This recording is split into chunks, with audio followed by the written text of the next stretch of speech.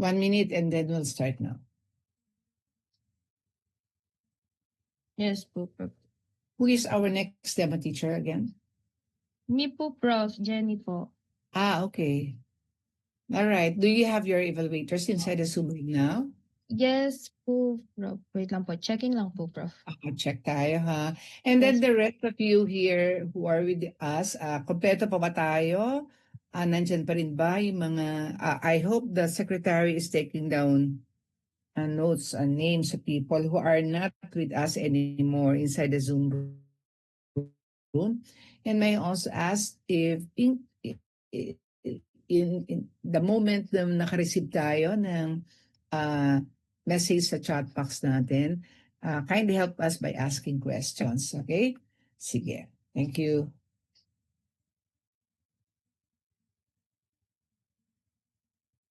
We'll start po.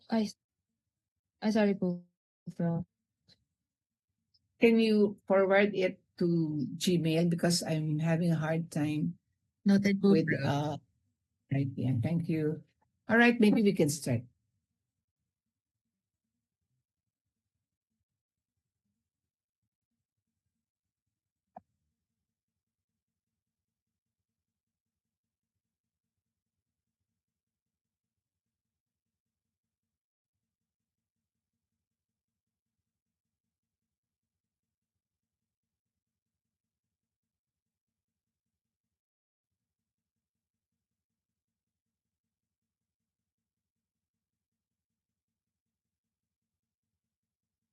Good morning, class. Am I audible? You can unmute po your mic. Yes po. Para po. Thank you. So thank you, John Patrick. So yeah, today. So good morning, class. Before we begin, let us first have a prayer. So let's put ourselves in a holy presence of our Lord. In the name of the Father, the Son, the Holy Spirit. Amen.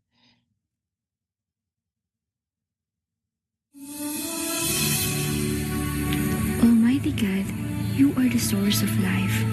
We thank you for all the blessings you have given to us. Thank you for giving us another day to learn something new. Clear our mind and help us focus. Guide us and our teacher as we study and create new learning experiences. We pray in the name of Jesus Christ. Amen.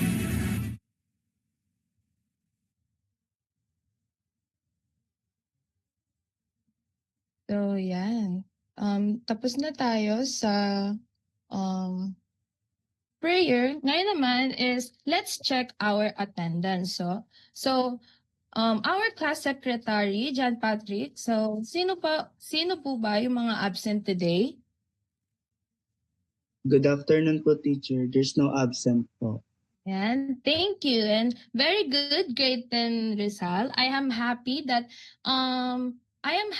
see that everyone is present today, lalo na sa discussion natin ngayon. So, good morning again. I want you guys to let's have a quick check-in pala muna. So, ang tanong natin ngayon is, how are you today? So, send me a heart reaction if you're feeling good or and kung di niya naman na-feel na okay kayo ngayon or may something na nagpapagabag sa inyo, ay magsa-sad reaction kayo. So yeah, you can react na kung ano yung na-feel niyo today or how are you today, class? Yan, diba? May nakikita tayo. I can see some heart reaction and I hope that yung iba na hindi na-feel na okay ngayon and nagte-thank you pa rin ako because you are here sa class natin today.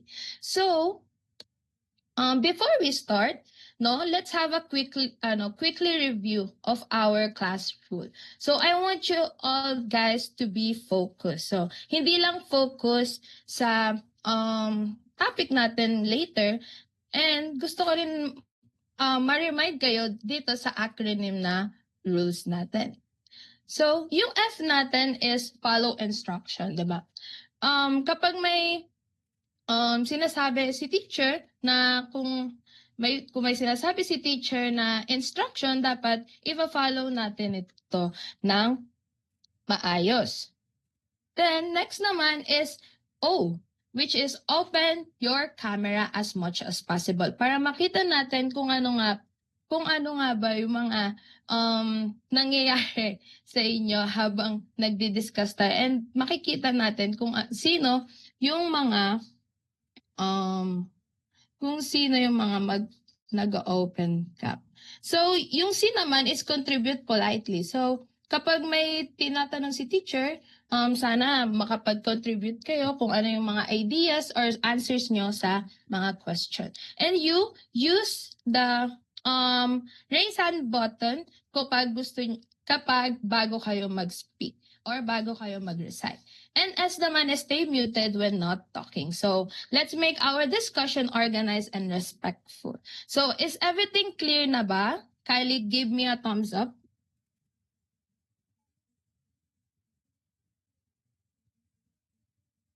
Yan. Thank you. So now, we proceed. Now that we are all set and ready, so we proceed sa ating short activity. So, first activity natin is what we do is, ang gagawin natin is who deserve the award activity. So guys, or so class, gusto ko na imagine nyo ngayon na judges tayo sa isang contest. Diba? And judges tayo sa isang contest na may 12 participants and their corresponding points. Pero, 4 lang yung awards na pwede nating ibigay. Na iyon ay Champion, Achiever, Performer, and Rising Star. So, your task is to group all these 12 participants so that everyone will receive recognition. Ibig sabihin, lahat sila dapat mabibigyan ng award. I will send the link dun sa chat box natin, yung paggagawaan natin na board. So, ang board natin ay nag-contain ng 4 na columns. Yung 4 na columns na yan ay Champion, Achiever, Performer, and Rising Star. And each column, dapat mag-place kayo ng 3 participants na sa tingin nyo deserve yung award na yun. Gets ba? So, give me a thumbs up reaction kung nagigets ba. Okay. So, you may use the sticky notes na na-provided dun sa link na isi-send ko. So, na-send ko na yung link.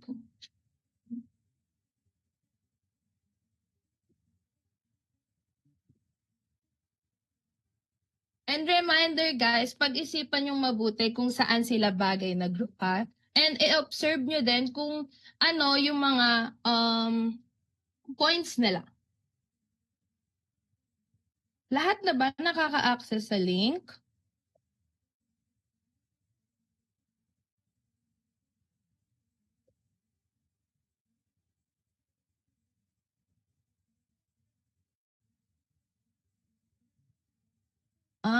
You can start working na po. I will share lang my screen sa ating board.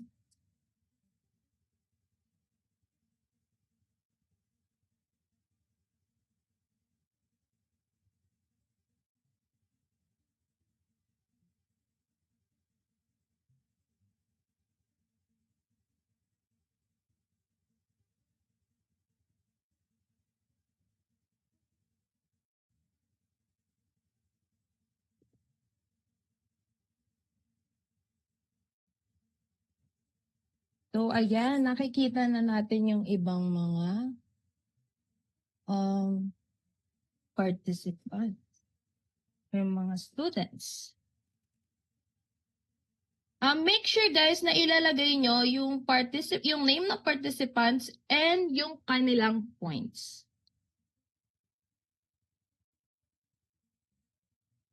Teacher, hindi po gumagana sa phone ko po yung Padlet po.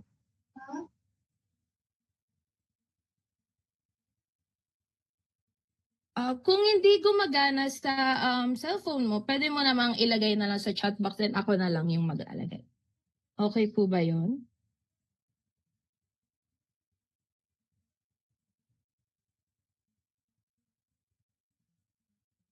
So, ulitin ko yung gagawin. 'Di ba may 12 participants dyan and 4 lang yung award natin. So, magpe-place kayo ng 3 participants na deserve and ilalagay nyo siya sa award na sa tingin nyo deserve niya yon. Kunwari, yung participant A, deserve niya ba sa performer or sa rising star?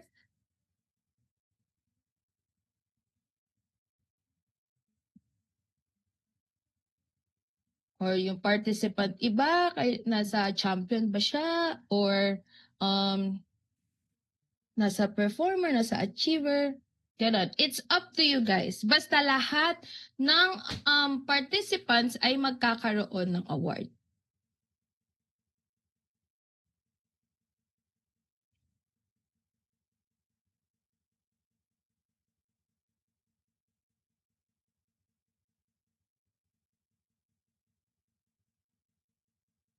Okay. You have 3 minutes.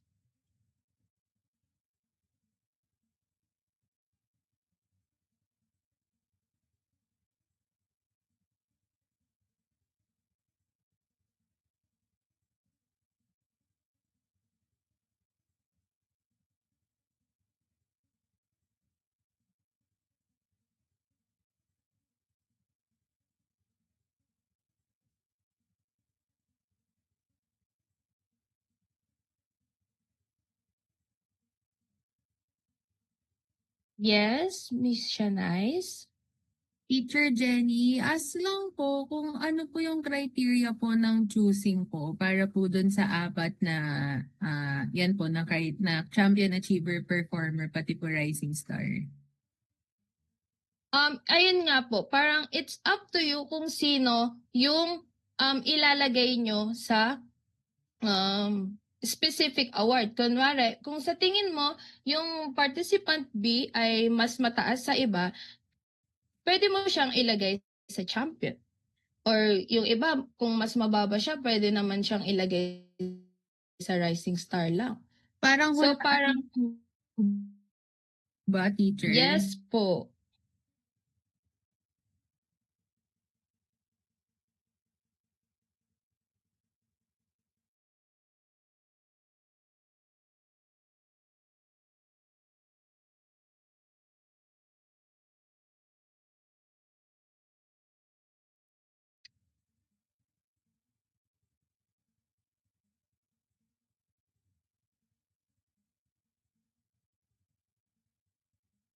So lahat na ba ay nakapaglagay ng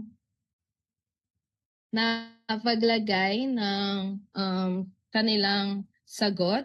Ayan, si JP ay nilagay niya yung C sa yung champion nilagay niya yung participant C sa champion. Parang yung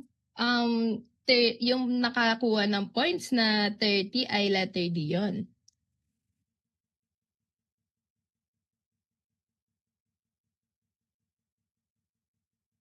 So, tapos na ba everyone?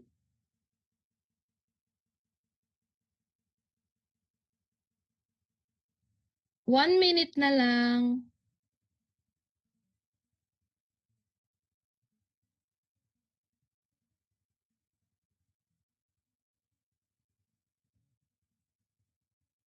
So, okay na ba? Time's up na, guys. Time's up na, class. So, all right, class. Let's hear your answers, no? I will call 2 students to share their groupings or ano nga ba yung mga nakalagay na number sa mga each award. So, sino ang pwedeng makapagsabi kung anong mga number or sinong mga participants ang mga nasa champion and achiever? You can raise your yan. Yes, Risha?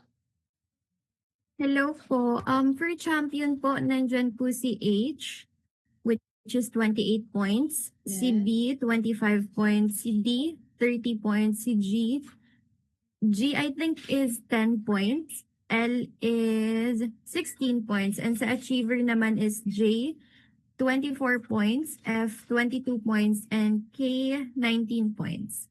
Okay. So, next student naman na kung sino yung mga participants na nasa performer and rising star. So, yes, Angelica.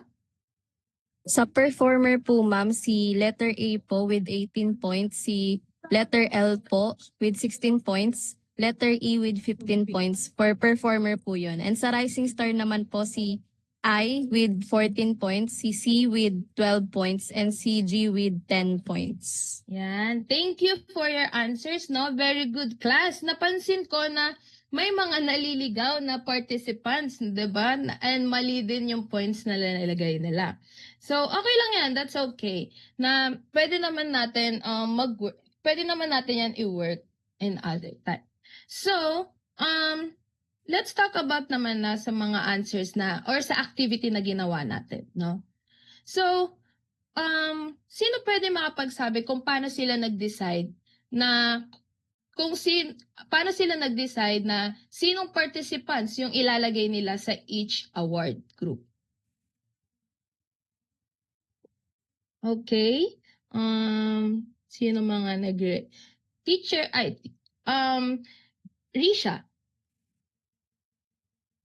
Hello po. Sa akin po, at first po confusing siya since parang similar lang ang champion, achiever, performer, and rising star. Pero kasi kapag sinabing champion, siya talaga yung pinaka nasa tuktok. And nakita ko kasi yung letter D, which is 30 points, siya yung pinakamataas. So nilagay ko siya sa champion. So yeah, 'di ba? Kapag nagde-decide tayo ng kung sino yung pinakamataas, 'di ba? Dapat tinitingnan din na talaga natin kung sino yung mataas yung score and doon natin siya ilalagay sa mataas na award. So sino pa yung pwede makapagsabi kung paano sila nag-decide na i-place yung participants na to dito sa award na ganito? Anyone? Yes, Angel? Hello po. Ako naman po nilagay ko yung I sa rising star. Kasi although hindi po siya yung pinakamababa, isa po siya dun sa mga tatlo pong nasa pinakadulo po ng ranking. Yes, 'di ba? Ayun, yung isa sa kinonsider ni Angel is yung mga isa yung participants na yan sa pinakamababa kaya nilagay niya yan sa rising star. So, next question is paano nakatulong sa inyo yung yung points ng participant para i-determine nyo kung ano yung award na marireceive niya? Anyone? Ulitin ko.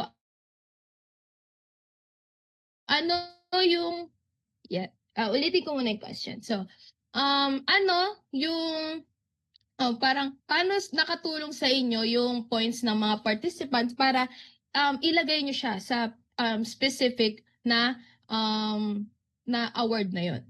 So, yes, JP? Teacher, nakatulong po yung mga points po para po i-determine kung saan po nakalagay na group yung participants po. Bale, dapat po fair po yung magiging kinalalagyan po nila. Kung mababa po yung points nila, dun po sila sa rising star. Tapos kung mataas po, dun po sila sa champion. Kasi yun po yung pagkakasunod-sunod nila dito. Yes, 'di ba? So, ang ginawa ni JP ay parang dinetermine niya kung sino yung mga mas mataas and kung sino yung mga mas mababa, no? So, next naman is what pattern did you observe in the scores as you divided them into 4? So, ano yung napansin nyo? May pattern ba kayo na nakita?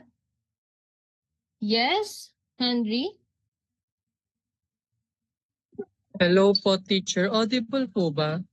Yes po, Ay, audible. yung pattern po na napansin ko is descending po yung order nila or pababa po yung arrangement ng numbers. Yes, 'di ba? Nakikita natin na kung yung champion ay makakakuha ng pinakamataas na recognition, yung mga participants din ay mas mataas din yung mga points na nakuha nila. As well as kapag sa nasa Rising Star naman, sila yung mga participants na di naman sabi na mababa, and isa sila sa mga nakakuha ng mababang scores, no? So, why it is important to consider all participants' points and not just the top performer sa tingin nyo? Bakit importante na i-consider natin lahat ng points, hindi lang yung mga matataas na points or na mga matataas na participants?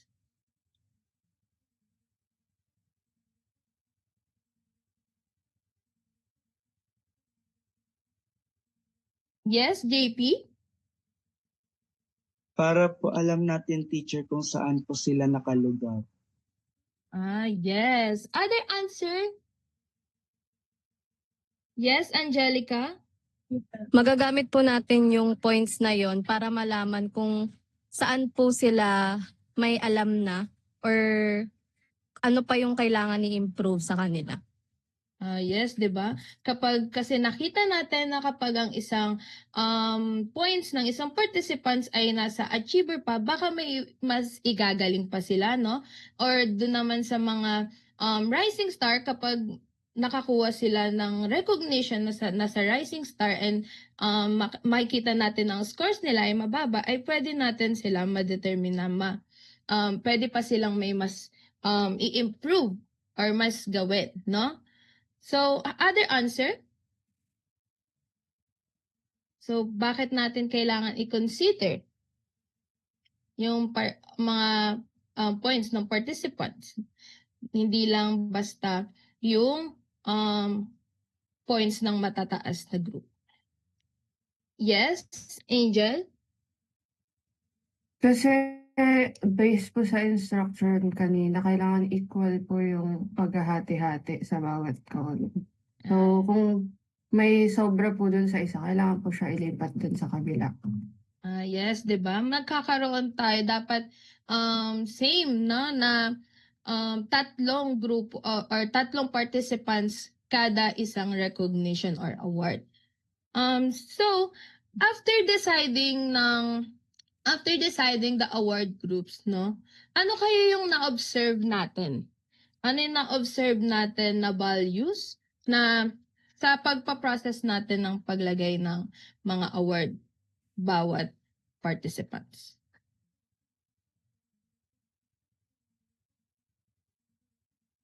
Other hands po. So, ang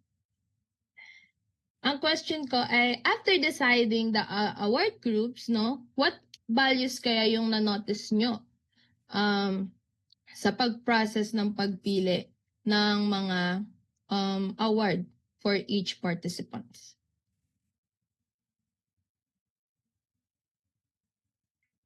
Or sige, value na lang, ganun. Kahit isang value lang. Or kung ano yung na-notice nyo. Kanina nagtataas ng kamay si JP. So, ano kaya yung pwedeng... Teacher, di ba po yung G tapos 30 points po sa champion, mali po yan? Yes So, po, bali mali po, siya. tatlo lang po bawat bawat Yes. group. Siguro po dapat po i-consider since pare-pa ay exact po yung number natin and divisible naman po by 4.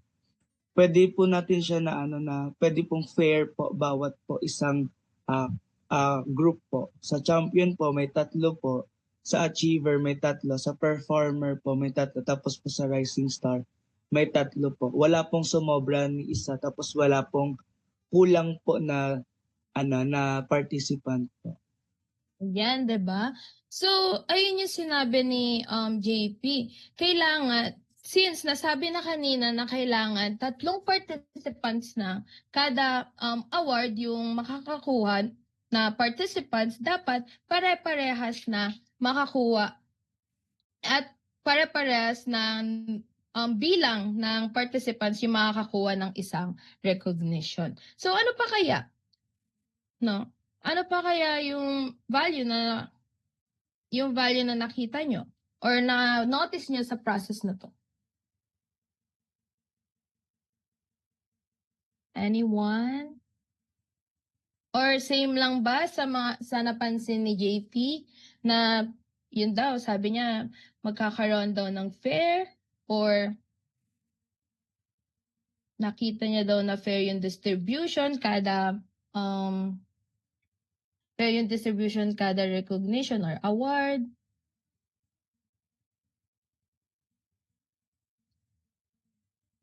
Anyway. So, next question na lang tayo. So, how can you use what we've practiced in this activity to make better decisions and recognition or rewards in real life situation? So, paano nakakatulong yung activity na to sa de-decide natin, 'di ba? Lalo na sa recognition or sa reward in real life situation. Anyone?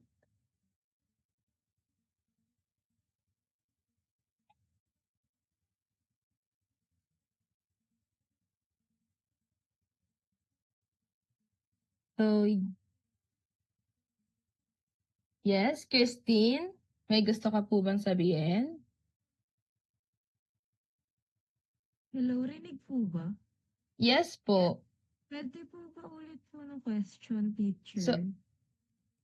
So, how can you apply what you've learned sa the activity na to to make a better decision, lalo na sa when you're giving recognition or reward in real life situation? For me po, better po na tinitignan po natin yung points para po andun po yung fairness, tsaka ma-recognize din po yung effort ng mga bata. Yes, 'di ba? Para sabi ni Christine na para ma-recognize lahat, no, yung mga ginawa ng mga ibang participants doon sa isang contest or sa isang gawain. Next naman is si Risha. Hello po. I think with regards to this, ang naisip ko po, it's very important yung holistic thinking po ng isang tao na dapat kino-consider niya lahat ng bagay as a whole, hindi lang yung isang part or yung isang side ng isang situation para ayan, again, maging fair and maging maganda yung kakalabasan ng decisions natin. Yan. Thank you so much. So, ayan no, nakita naman natin na talagang nakita naman natin na lahat ay nag-participates. And thank you sa mga nag-answer sa mga question natin. So now, let's proceed na sa ating main discussion. So, for a while, i-share ko lang ulit ang ating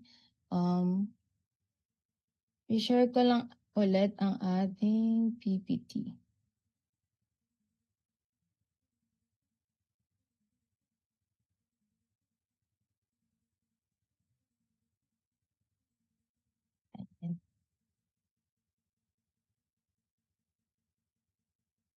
So, before we discuss kung ano nga ba or before we proceed sa ating discussion, let's tignan.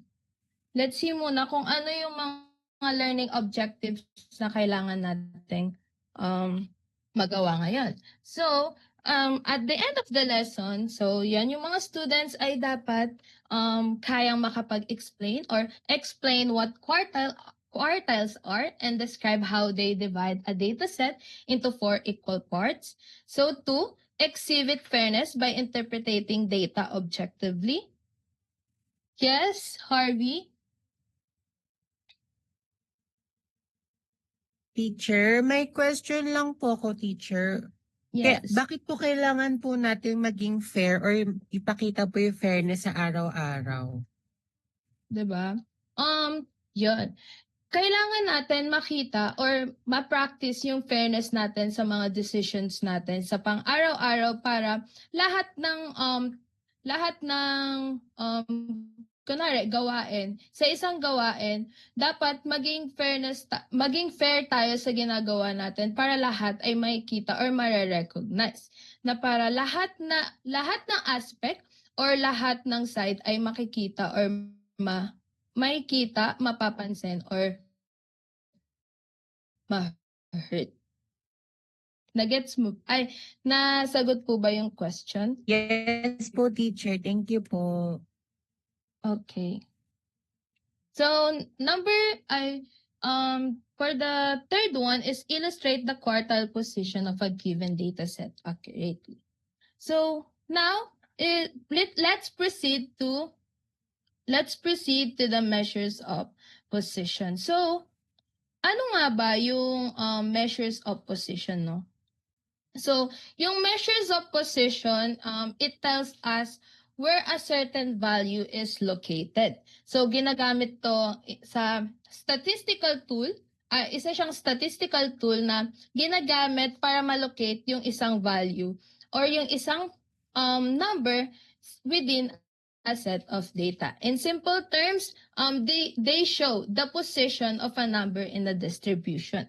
No? For example, if you got a score of 95 sa test mo, no? So how would you know if yung score na makuha mo ay average, high or low compared sa mga classmate mo? Kaya this is why measures of position are important because they help us to understand whether a value is a typical above average or below average compared to the rest of the data. So may mga several types ang measures of position. And yung mga common dito ay ang quartiles, deciles, and percentiles. So now magfo-focus lang tayo sa quartiles, no? What is quartiles nga, 'di ba? What is quartiles? So, yung quartiles ay isa siyang type of measures of position na dinivide yung data or yung data set into 4 equal parts. So, when we say 4 equal part, it means na each part ng data set na yun ay nagre-represent ng 25% ng data.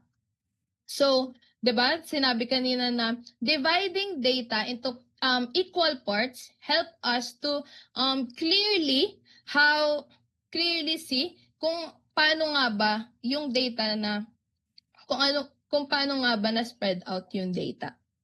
So, yan, it allows then na Teacher, makita. excuse me po, may question po ako. Ano po ba dapat yung gawin before po mag-solve ng quartiles? Yes, may kita natin siya mamaya kung paano nga ba gagawin para ma-determine or paano makuha yung quartile. So, but ang gagawin natin dyan is ito po kasi yun.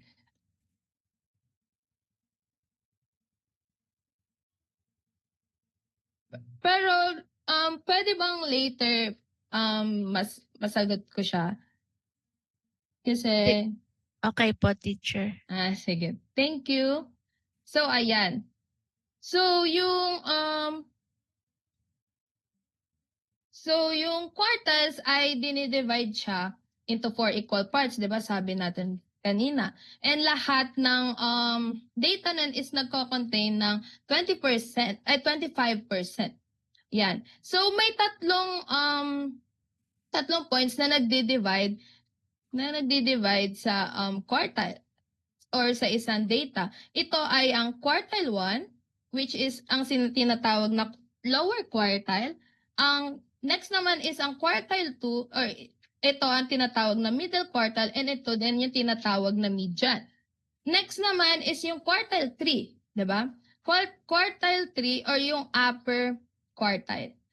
So each quartile ay may kita natin na 'di ba may 25% siya. So if nag-fall yung data natin sa quartile 1, ibig sabihin nun may 25% ng data ang mas mababa sa kanya. Tapos, after nun, wait lang. Yes? Casey? Teacher, may tanong po ako. What does the first quartile po tell us about the data? So, yun nga. If yung quartile 1 ay, ay yung data or yung scores mo ay nag-fall sa quartile 1, ibig sabihin nun, may 25% ng data ang mas mababa sa'yo. Ito yun. Then, may 75% naman ng data ang mas mataas sa'yo. Nagets ba, Casey? Yes po, teacher. Thank you po. Yes. And ganun din sa ibang quartiles. Kunwari, yung data mo or yung scores mo ay fall sa quartile 2, ibig sabihin nun, may 50% na mas mababa sa'yo. May 50% na mas mababa sa'yo and may 50% na mas mataas sa'yo. Yes, Penelope? Teacher, how can quartiles po help us understand the spread of data?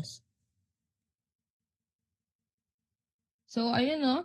So, makikita natin dito na paano nga ba siya na pakiulit nga po, Penelope, yung tanong. Paano po tayo matutulungan ng quartiles sa pag-understand ng spread po ng data?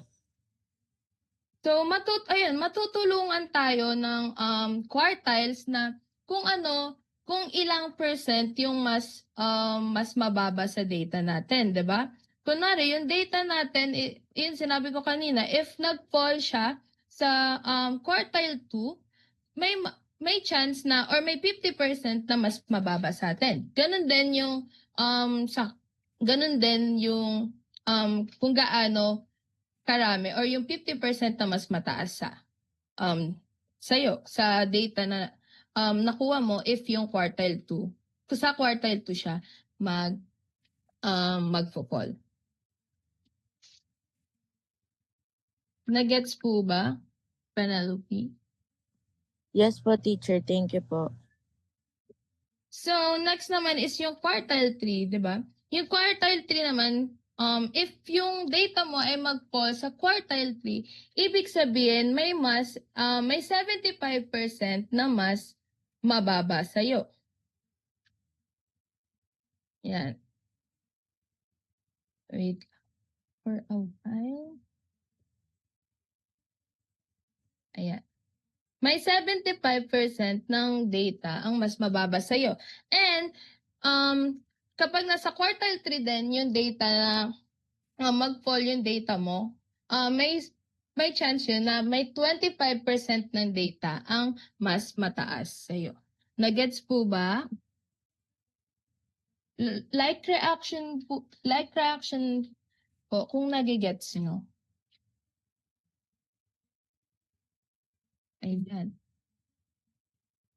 Next ay... Yes, Angela? Teacher, may question po ako. Ano po kaya yung mas useful in understanding data? Yung median or yung quartiles po? And bakit po kaya? Ayun. Kung pakiulit nga po yung question.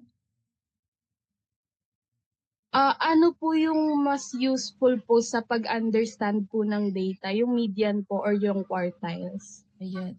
So, para sa akin, ang mas mas okay na mas okay na gamitin yung quartiles. Kasi kung yung quartiles kasi may mga since sabi nga na ang quartiles ay dinivide niya yung set into 4 equal parts. Parang mas madali na natin siyang madedetermine kung saan siyang part kasi kunwari kasi kapag ang median lang parang parang mas ang tawag nito, magdedetermine ka lang kung may mas mababa ba sa'yo na kalahati ng class or may mas mataas pa ka sa'yo na may mas mababa ba sa'yo na kalahati ng class or may mas mataas sa'yo na kalahati ng class. Sa kasi, sa quartile kasi, makikita mo na agad na yung exact na difference. Ganon. Kunwari, di ba nga sinabi ko kanina, kung sa quartile 1 ka, makikita mo na agad na may 75% na mas mataas sa'yo. Yun naman, makikita mo na agad na kung may 75 na mas mataas sa'yo, may 25% na mas mataas sa'yo, may 25% na mas mababa sa'yo. Ayun lang siya. Ganon lang siya, Angela. So, ayun. Next naman ay, ayun na yung kanina. So, ito na yung sinasabi ni Kathleen kanina kung paano nga ba makukuha yung quartiles, no?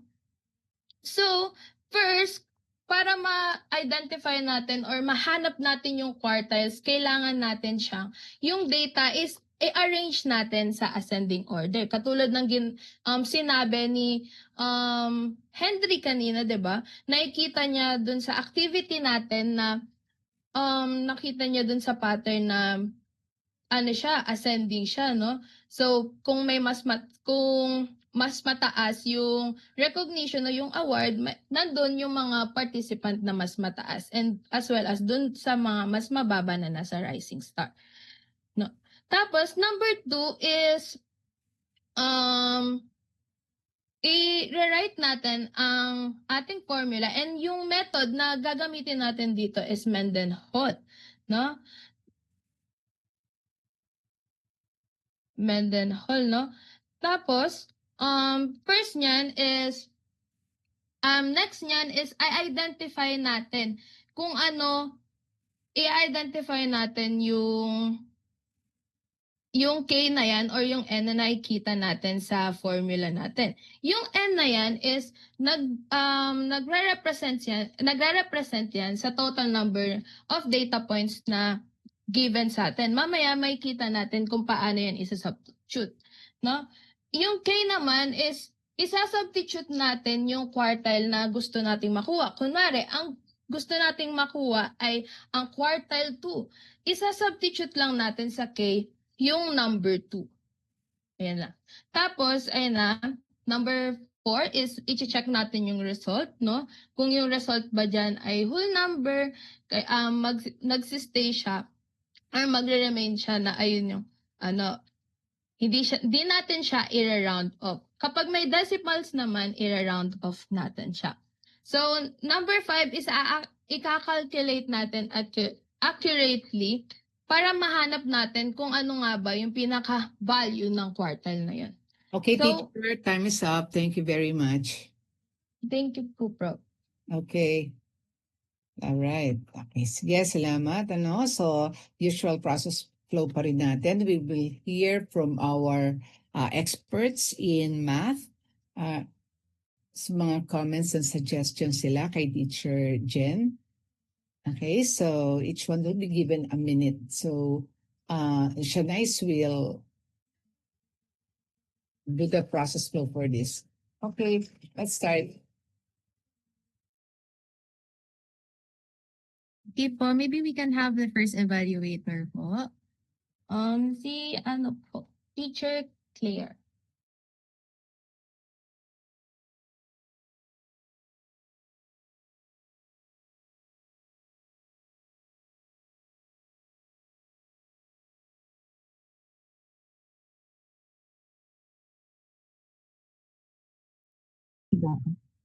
Yes Oliver, po.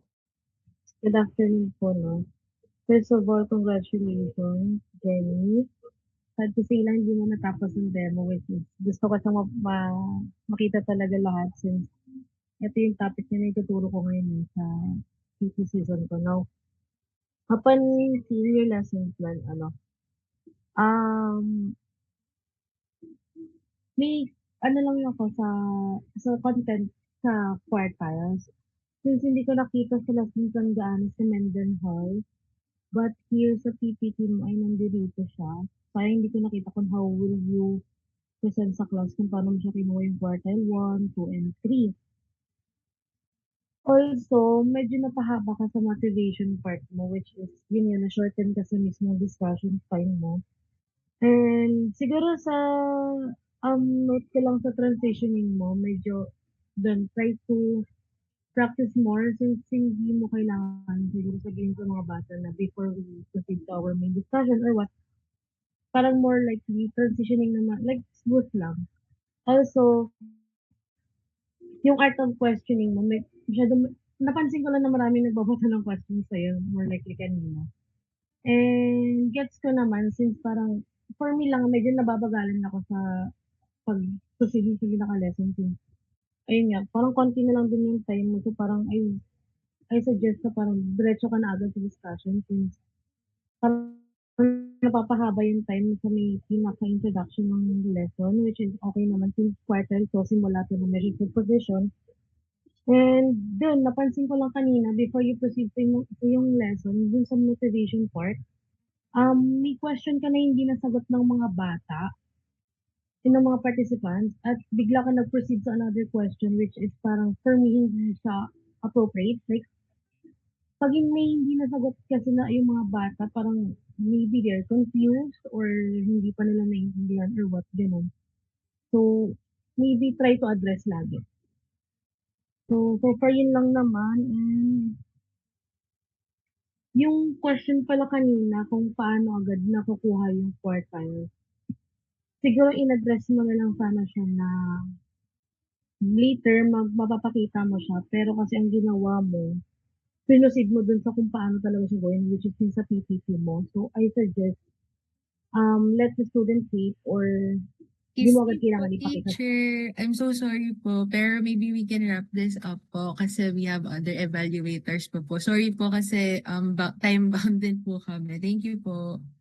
Okay, thank you so much. Well, good luck, Jenny.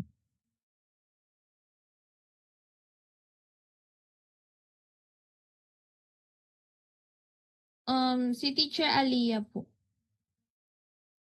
Hello, Thank you for- rinig po ba? Salamat po. Ayan, teachers were really learning a lot from our seasoned teachers. Parang ibig sabihin natin, nakikita talaga natin yung hindi lang content yung binibigay sa atin, kundi yung classroom management as well and to achieve smooth process flow. No? Thank you for that po. Next. Teacher Aliyah. Ayan. Rinig po ba? Yes po. And congratulations, Jenny. I would say na your lesson was comprehensive, lalo na dun sa part ng motivation mo kasi nagtagal ka doon. Pero gets ko naman na you're using inductive reasoning para pahapyawan yung students kung ano ba talaga yung quartile, which is yung main topic mo. And then, yung sa part ng Padlet mo, medyo naguluhan lang yung students at first kasi nakakalito yung instruction. Pero, nandun na sila sa Padlet, is ginagayin mo siya, which is good dahil nakasunod naman na yung students later on. And then for online classes and math subject in general, we have to get the students' attention and participation. So I would say na consistent naman yung pagkuha mo ng attention and participation ng students kasi actively ka nagtatanong. Pero ayun, nagkaroon din ng questions yung mga students which is ay napansin ko na you had a hard time na i-explain siya comprehensively. Ayun lang naman, medyo unnecessary lang yung ibang tanong since nakakat yung lesson mo and ayun, so sabihin mo lang talaga dapat na we will discuss that later on, ganun. Other than that, congratulations, Jenny. Thank you po. Next po ay si Teacher Danica. Hello. So first and foremost, congratulations for for finishing your demo. Okay, congratulations on your demo. Okay, so content. Okay. So first sa motivation, ayun. Comment ko rin yun, yung medyo magulo yung instructions. And then you had included sa motivation mo is to give the participants for awards. And then may nagtanong kung anong difference nung awards na yun. And ang ano mo lang ay basta sila bahala. Pero I looked at your LP and your lesson plan, and your definition of fairness includes wait lang. Okay, your definition of fairness means giving equal consideration and applying the same standards to everyone. Pero dahil dun sa sagot mo yun, ang lumabas ay walang standard na ibinigay. Yes, the equal consideration is there, but the standards is not. Kaya, yun doon sa processing questions mo, tinatanong mo, anong value yung nakita ng participant? Walang makasagot ng fairness, diba? And then, ayun, nung walang makasagot, nagsabi ka lang na next question na lang. Hindi pwede yun sa totoong ano. So, ayun, same nabanggit na rin ng previous evaluators, improve on your art of questioning. So, kapag medyo mahirap yung kapag medyo hindi makasagot yung student sa question mo, revise your questions. Make it simpler na para makuha mo yung sagot na gusto mo sa kanila. And then, I'm not sure kung kung paano ang ibinigay ang instructions sa inyo. Pero usually, valuing is done after maturo yung lesson. So, kasi application part na yung valuing. So, dapat na-introduce muna yung topic. So, on the topic itself, ang main concern ko is yung definition. So, okay, like, you defined the first quartile as a value where 25% of the data falls below it. So, tama yon. Pero dinagdagan mo ng 75% of the data is above it as well. Mali na yun. Because the quartile is included in that 75%, that upper 75%. So, ganun din. Second quartile, there are 50% of the data falls below it. And then included din yung second quartile sa upper 50%. Yun. Yun. Okay. And then, merong question na about sa which is better kung nagamitin yung quartile or yung median. Okay. Sige, at some point pwede namang sa preference, pero kasi sinabi mo na the second quartile is also the median. So hindi necessary na mamili within the two because the second quartile is also the median na rin. Excuse And me then, teacher, maybe we can wrap this up po para po makaproceed po tayo with another tayo. Thank you po. Okay. Sorry po. Yes pa. Okay. So, yun lang. Last na is kapag nagtuturo ka kapag nagbibigay ng instructions sa kung paano mag-solve, you should show it as you discuss. Hindi yung discuss lang ng steps lahat tapos nakakamag. So, yun lang naman. Thank you. Thank you po.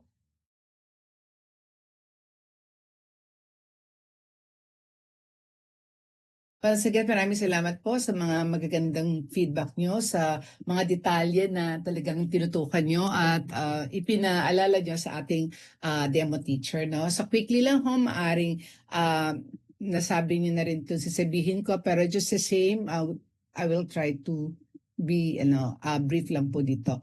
Okay, so let's see. Meron pong sa math, si teacher ay meron siyang parang cell activity. Like, how are you today? So yung heart react, no? So which is kailangan din po yun, ano, na meron din tayong mga cell activities such as that. And I'm sure you do that as well, ano po. So doon po sa, pag tinignan ko lang po sa point of view ng instructional materials niya, napaka-heavy, black and white, ano? Considering that this is math, di ba? Para medyo, hindi nakaka-relax yung layout ng IM. Sorry about that. So baka pwedeng mas lighter lang para hindi heavy yung dating. So baka it needs improvement, okay? May quick thinking naman ako nakita kay teacher nang sinabi ng isang estudyante na hindi po nag-work sa Padlet ko. Tama po ba yun? Sabi ni teacher, so you can just send it through the chat box. Did I get it right? No? So nakikita natin na nag-a-address naman si teacher ng mga needs ng mga bata. Now, but my focus on this ay yung sa values po, ano? So, dun sa processing question, yung first 3 questions ay yun po yung questions about the topic, no? Wherein he asked, how did you decide which participants place in each award group, no? So, susugad ko lang po yung sinabi ng teacher na mahirap mahanap ang fairness kung ang sagot mo ay bahala na kayo. Which a question was asked by a student, ano po bang criteria nyo dito? Tama ba? I think somebody asked that. So parang hindi masyado yun tinake seriously ng teacher. No? Because that's an entry point for the value of fairness. No? Yung 2 and 3 po, hindi rin masyado bagets ng teacher sa tama rin na dapat sinisimplify. No? Siguro kasi kapag halimbawa nagtanong ka, wag agad may follow-up question na itatranslate mo or i-rephrase mo yung question mo kasi hindi pa nagsisink in sa kanila, nag-aano ka na, hindi instant kasi yung sagot dito, no? So baka bigyan lang sila natin ng time before you even repeat or rephrase the question na meron ka. Now comes the value, no? Yung 4, 5, and 6. Why is it important to consider all participants' points and not just the top performers? Meron naman pong tamang sumagot. Pero pagdating dito, after deciding the award groups, what values, ang unang sinasabi ng teacher ay values, so plural yon. And we're just looking for one value which is fairness, no? Kaya dapat siguro akin tayo doon. Kasi pagka nag-values ka na, ibig sabihin maraming possible answers dito. Napakahusay ng sagot ni JP kanina kasi siya yung nagsabi ng, ma'am, how is it going to be parang equal? Kasi po merong isa na 4 ang nakalagay. Tama ba ako sa recollection ko? Yes po, siya po yun. Sinasabi niya, ayun is kung ako yon, opportunity ko na ma-integrate yung value doon. Pwede mo sabihin kay JP na ang galing. Ano? Kasi JP is advocating for fairness already. So, but the value should come from the student talaga. Kaya kanina may attempt kasi teacher na i-mention yung fairness na parang nag-stop muna siya. Pero yung mga moments na gano'n, na meron tayong natural entry points sa values natin, dapat ginagamit na natin yun. Ano? So, yun. And then, yung isa, how can you use what you practice in this activity to make better decisions when giving recognition or rewards in real-life situations? So, medyo na gano'n. So, nasayangan lang ako kasi okay naman yung questions, magli-lead naman sana sa fairness, hindi lang na probe pa ni teacher para lumabas yung fairness. Doon naman po sa question ni ma'am kanina na yung bakit nasa yung what I don't know, also the practice na nilalagay niyo po yung application sa yung integration sa application part in our class, which is values integration. What we teach our kids or our students na ilagay mo sa pinaka-natural, okay, yung entry point ng value. Because this is how we look at it. Kasi when we do values integration, we really process it. Pag tinitignan namin kung ilalagay namin sa application is already application of the skills learned or the content learned. So it's going to be, for us lang naman po, very unnatural to integrate the value there. Kapag ipaprocess mo pa yon, because that should be for the content or the skill. Maybe a line or two that you can still integrate it, but when we do values integration, we don't just mention it na dapat fair kayo. we process it. No? That's why we have a set of processing questions specifically for values, because that's the intention of this course, no? To teach our pre-service teachers on how to creatively and naturally integrate the values. Nakasama po dito yung dapat keen sila kung saan naturally mai-integrate yon sa face ng lesson. But it's really still up to you, no, kung ano po yung practice. Pero for this intention, ganun po yung ginagawa namin sa values. Thank you. Salamat po. Thank you po, Prof. Thank you. Malaking pasasalamat din po sa mga participants natin na nandito. Very